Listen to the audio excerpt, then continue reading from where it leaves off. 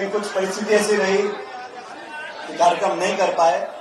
लेकिन फिर वो एक, आप जानते हो पुराने खजाना जी को मैं भी बहुत दिनों से देख रहा हूँ, तो बहुत टेंशन, मन में विचलन, ये हो जाएगा वो हो जाएगा, परिवर्तन यात्रा आ रही है, फलानी पार्टी आ रही है, ये हो रहा है वो हो रहा है। तो मैंने कहा सुनो खजाना जी, 100 सुनार की और एक चिंता मत करो, हम सब लोग आएंगे। और ये पुराना बहुत लंबे समय का कार्यक्रम होना था, लेकिन हर चीज का समय होता है। और ये संयोग की बात है कि कल एक जनसभा प्रियंका जी ने करी टोंक में। अब आप जानते हो मैं टोंक जिले से, टोंक का विधायक हूं, लेकिन मैं कैसे भूल सकता हूं कि मैं सबसे पहले दौसा का सांसद था। तो संयोग ऐसा बैठा कि जैसे ही हमारी टोंक की सभा कल खत्म हुई, हमारा आज 11 तारीख का प्रोग्राम था। तो मैं धन्यवाद देना चाहता हूं सब लोगों का जिन्होंने इस मूर्ति का निर्माण करने में, इस कार्यक्रम को कामयाब बनाने में एक दूसरे का सहयोग किया। और आप सब जानते हो चुनाव ज्यादा दूर नहीं है।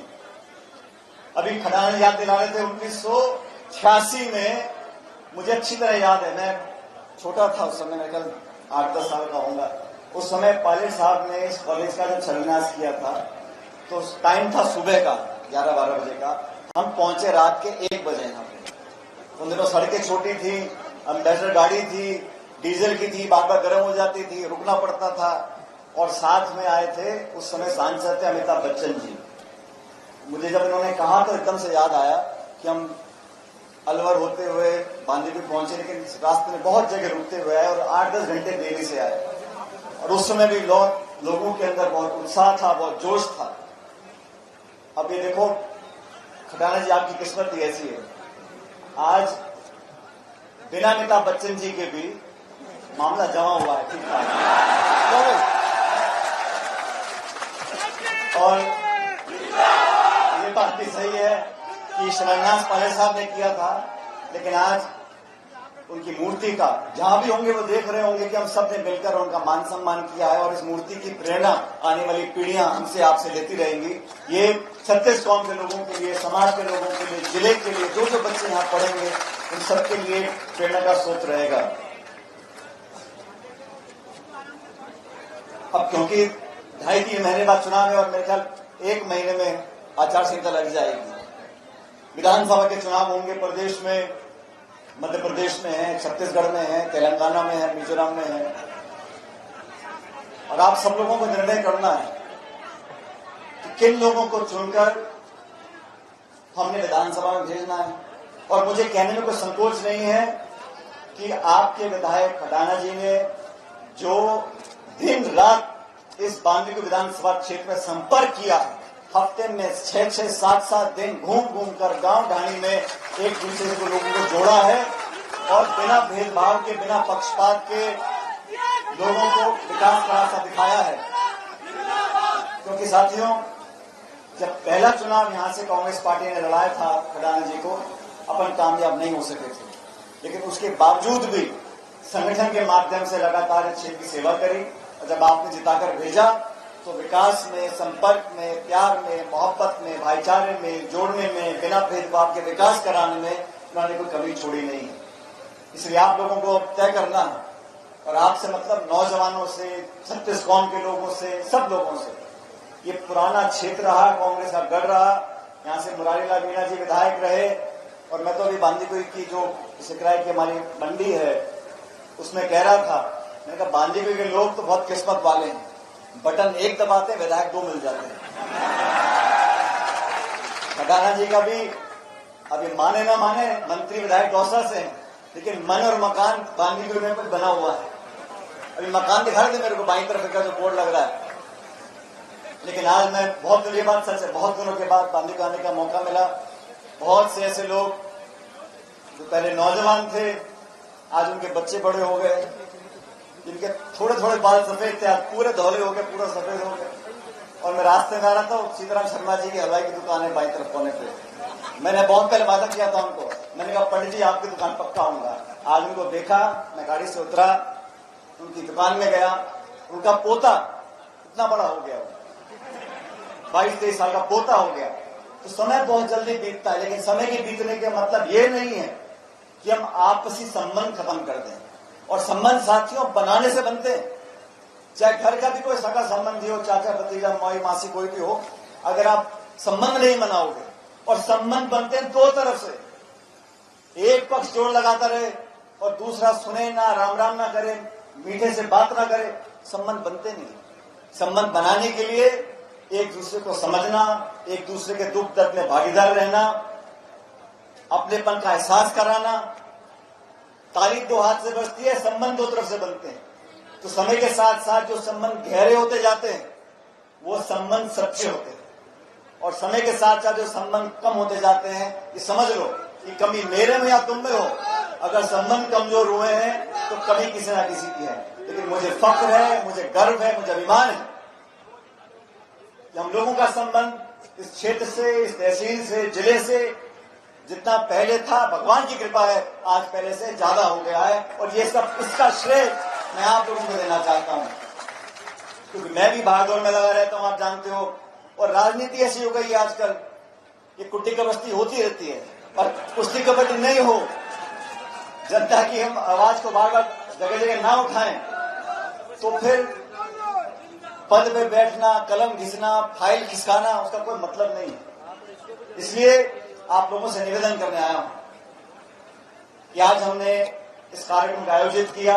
इसका उद्देश्य सिर्फ मूर्ति की स्थापना करना नहीं था, इसका उद्देश्य था कि वो बात, वो सिद्धांत, वो वादे, वो विचार जो स्वर्गीय पायलट साहब ने अपने पब्लिक लाइफ में, सार्वजनिक जीवन में कहे और करे, उसका अनुसरण हम कैसे कर सकते हैं। मुझे अच्छी तरह याद है, बचपन से मैं देखता था पायलट साहब के हर भाषण में बोलते थे कि कृषि को उद्योग का दर्जा मिलना चाहिए, किसान का क्रेडिट कार्ड होना चाहिए। 20 साल बाद अब जाके सरकारों ने उस काम को किया कि किसान क्रेडिट कार्ड मिलना शुरू हो गए। आज जरूरत इस बात की है कि किसानों के बच्चे इन कॉलेजों में पढ़ें और पढ़ लिखकर उन पदों पर बैठ जाएं जहां से नीति बनती है, जहां से कार्यक्रम बनते हैं, जहां से बजट साइन होता है।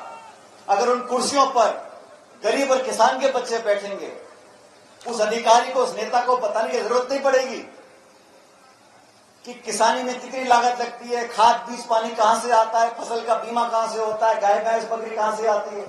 तभी मैं कहता हूं, पायलट साहब भी कहते थे, गरीब गांव ढाणी में पैदा होने वाले बच्चे बच्चियां, उनको शिक्षा का वरदान मिले, वो पढ़ लिखकर कामयाब हों, जो व्यवस्था इस देश में संविधान ने बनाई है उसका पूरा उपयोग वो कर सकें, तभी परिवर्तन आएगा, तभी बदलाव आएगा, तभी देश विकसित होगा। और देश जब आगे बढ़ रहा है, चिंता मुझे इस बात की रहती है साथियों, हमारे देश में जो खाई है गांव और शहर की, अमीर और गरीब की, वो लगातार बढ़ती जा रही है। आज जो संपन्न है, जिनकी जेब में बहुत पैसा है, उनको रोकने वाला कोई नहीं है। और जो गांव गरीब जैसे हाल में कल था, आज बहुत ज्यादा सुधार हो नहीं सका, क्योंकि उस सोच के लोग बैठे नहीं है दिल्ली की सरकारों में, जिनके मन में पीड़ा हो। आज 9 साल से एक सरकार दिल्ली में बैठी है, बजाय भाषण देने के और ज्ञान बांटने के और विज्ञापन थपथाने के, ऐसी कौन सी नीति बनाई है मुझे बता दो आपको। नरेगा की योजना हमारी सरकार लेकर आई, शिक्षा का अधिकार हमारी सरकार लेकर आई, रोजगार का अधिकार हमारी सरकार लेकर आई। गरीबों का 75,000 करोड़ ऋण किसने माफ किया? कांग्रेस सरकार ने माफ किया। बीजेपी की सरकार जनता ने बनाई 2014 में, उसका मैं सम्मान करता हूं, क्योंकि जनता के आगे कोई नहीं है। उस सरकार बनाने के बाद हुआ क्या? नोटबंदी कर दी, जीएसटी लगा दिया, गैस का सिलेंडर 1100 रुपए का बिक रहा है। ऐसा क्या कारण है कि केंद्र की सरकार, जो पूर्ण बहुमत की सरकार है, मिलीजुली सरकार नहीं है, हमारी सरकारों में बहुत दबाव होते थे, सहयोगी दल कुछ मांग करते थे, दबाव में हम आ जाते थे, लेकिन पूर्ण बहुमत की सरकार बनी हुई है। किसानों के खिलाफ 3 कानून आपने बना दिए। नौजवान जो फौज में जाना चाहते थे, आज आपने अग्निवीर की स्कीम लगा दी कि फौज में भर्ती हो जाओ और 4 साल में छुट्टी। वो बापड़ा 4 साल बाद के करेगा क्या? उद्योगपति परेशान, नौजवान परेशान। हाँ, चुनाव आ जाए तो नई डेट आती रहती है। अभी राम मंदिर का उद्घाटन 1 जनवरी को होगा, 20 जनवरी को होगा। अरे तुम आज ही कर दो ना, कौन मना कर रहा है? लेकिन मंदिर का, मस्जिद का, राम और रावण का, हिंदू का मुसलमान का, कोई कुछ हो जाए, मैं कहूं यार टमाटर 200 रुपए किलो क्यों बिक रहा था, पाकिस्तान चले जाओ। महंगाई बढ़ गई, उद्योग बंद हो गए। इस देश में जो हमारी बड़ी बड़ी संपत्तियां थी, रेल, तेल, बड़े उद्योग, हवाई अड्डे, कारखाने, बिजली घर, वो सब औने पौने भाव में लोगों को बेच बाच दिए। और हमको पता यूं नहीं पड़ता कि मीडिया में छपता ही नहीं। जो खबर नहीं छपानी होती वो नहीं छपती। लेकिन हिंदुस्तान का नाम बदल रहा है, भारत रखेंगे, इंडिया रखेंगे। अरे भाई पहले से दोनों नाम हैं, तुमने क्या आविष्कार कर दिया?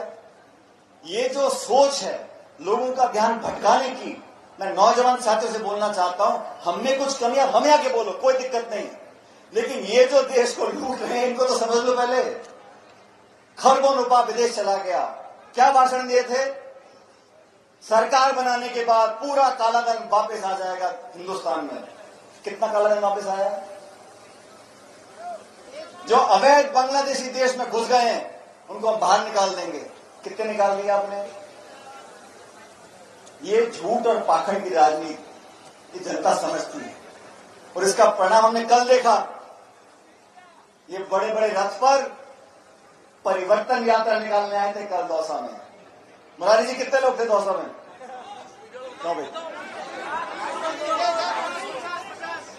200-300 कार्यकर्ताओं को लेकर परिवर्तन यात्रा करने जा रहे हो। अरे बड़े भाइयों, खिड़कियां खोल लो, देख लो जनता कहां खड़ी है। इनके पल्ले कुछ नहीं है, मेरी बात समझो, इनके पल्ले कुछ नहीं है। सिर्फ ध्यान भटकाना, लोगों को भड़काना, धर्म जाति की बात करना, सत्ता हासिल करना और राम राम जपना, इतना ही काम है। सब लोगों से सचेत रहना हमें बहुत जरूरी है, क्योंकि अब क्या दुकान बहुत खुल गई। अभी चुनाव से पहले मैं देखूं, नई नई पार्टी बन रही है, नए नए नेता आ रहे हैं। अरे अब आज का और दिक्कत क्या हो गया, देखो कोई बुरा मत माने, इस लोकतंत्र में सबको आजादी है टिकट मांगने की, चुनाव लड़ने की, और मैं समझता हूं इसमें कोई गलत बात नहीं है। लेकिन कुछ तो सोच लो, जिसकी 1.5 बीघा जमीन बिक गई उसने खरीदी 2 स्कॉर्पियो, 4 झंडे और चल दिल्ली, चल जयपुर। इसमें कोई बुरी बात नहीं है, वहां तक तो ठीक है। लेकिन जब बाद में निर्णय हो जाए और जो सबसे मजबूत उम्मीदवार हो, चाहे वो किसी पार्टी का भी हो, मैं तो अपनी पार्टी की बात कर सकता हूं, तो फिर सबको मिलकर समर्थन करना चाहिए। ये नहीं है कोई चील में चला गया, कोई गाड़ी में, कोई घोड़े में, कोई बोतल में, कोई हाथी में, कोई केकड़े में, ऐसे नहीं चलता। आप अगर विचारधारा से जुड़े हो तो आपको दिखाना पड़ेगा। और इसीलिए मैं कहता हूं आप सब लोगों को, ये क्षेत्र बड़ा हो गया, पहले आबादी कम थी, अब 2 लाख 2.5 लाख लोग हर विधानसभा क्षेत्र में रहते हैं। अगर कोई ये गलतफहमी पाल ले कि मैं तो फलाने गोत्र का हूं, फलाने जाति का, मैं तो चुनाव जीत जाऊंगा, संभव नहीं। जब तक सबका मन नहीं जीतोगे, और काम से दिखाना पड़ेगा आपको कि आपके जहन में पक्षपात नहीं है, आपको जिसने वोट नहीं भी दिया उसका भी सेवक बनकर आप काम करोगे, तभी लोगों के मन में बसते हो।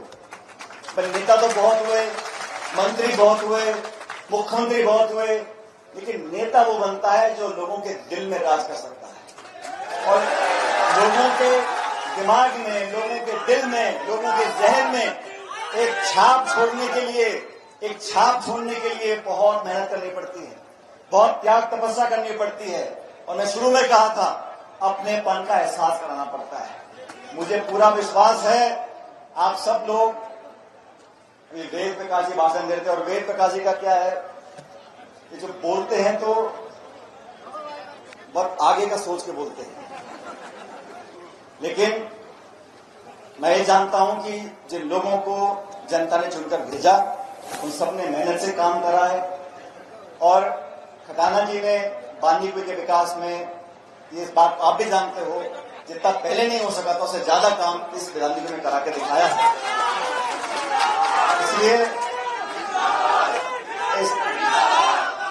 अब आप सब लोगों से मैं निवेदन कर रहा हूं, 2-1 महीने का समय रह गया, अब मैं खटाना जी को बोल दूं कि टेंशन मत करो। बोल सकता हूं क्या?